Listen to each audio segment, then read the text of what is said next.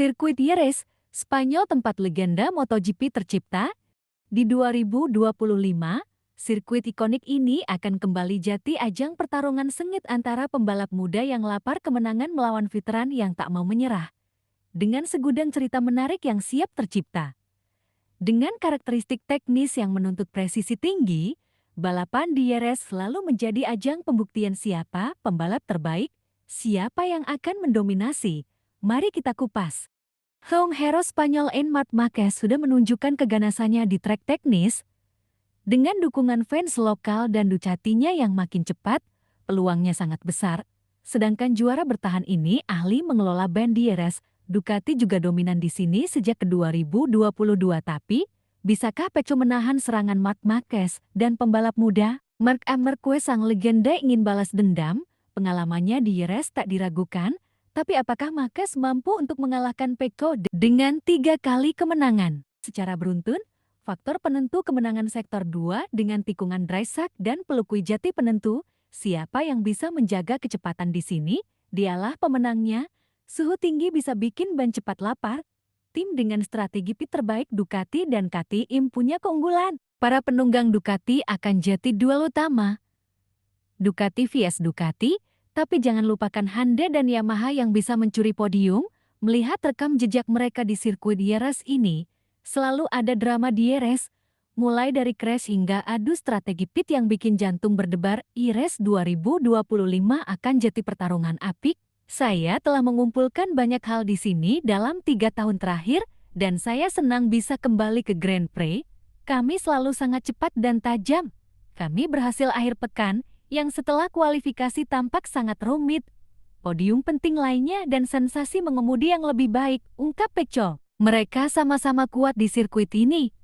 Marquez maupun Pecco punya kisah tersendiri, tapi Marquez lebih diunggulkan tahun ini karena dengan motor Ducatinya saat ini sangat mungkin mengalahkan Pecco. Tahun lalu Marquez menggunakan motor lebih tua dari Pecco, yaitu GP23 tapi bisa menandingi GP24 milik Pecco. Sekarang ke 2025 menggunakan motor yang sama. 5 kemenangan, 4 diantaranya dalam 4 tahun terakhir, 3 berturut-turut menyegel dalam 3 edisi terakhir melalui Pecco pada tahun 2022,2023 dan ke 2024 setelah dominasi Honda dan Yamaha berakhir, Ducati sukses besar menguasai MotoGP dengan penemuan-penemuan yang luar biasa. Ducati merajai MotoGP, Ducati merajai semua sirkuit. Ducati memanjakan pembalapnya. Ducati sangat overpower di semua lintasan. Setiap balapan MotoGP menuju Jerez Spanyol yang terlintas di pikiran semua orang adalah duel Valentino Rossi dan Sergio Bernau. Sirkuit Jerez menjadi saksi salah satu balapan paling kontroversial dalam sejarah MotoGP. Valentino Rossi dan Sergio Bernau, 2 rival bebuyutan. Bertarung bukan hanya untuk kemenangan, tapi juga untuk dominasi psikologis yang kelak menentukan nasib mereka di musim itu. Tensi tinggi perseteruan kedua pembalap terlihat sejak sesi latihan bebas dan mencapai puncaknya saat balapan. Insiden kontroversial kemudian terjadi di lap 27 alias lap pamungkas. Saat itu, Bedak termasuk tikungan bersama Gibernau. Rossi leluasa mengambil titik tikungan dalam, sedangkan Gibernau terlambat. Rossi masuk tikungan sebelum Gibernau.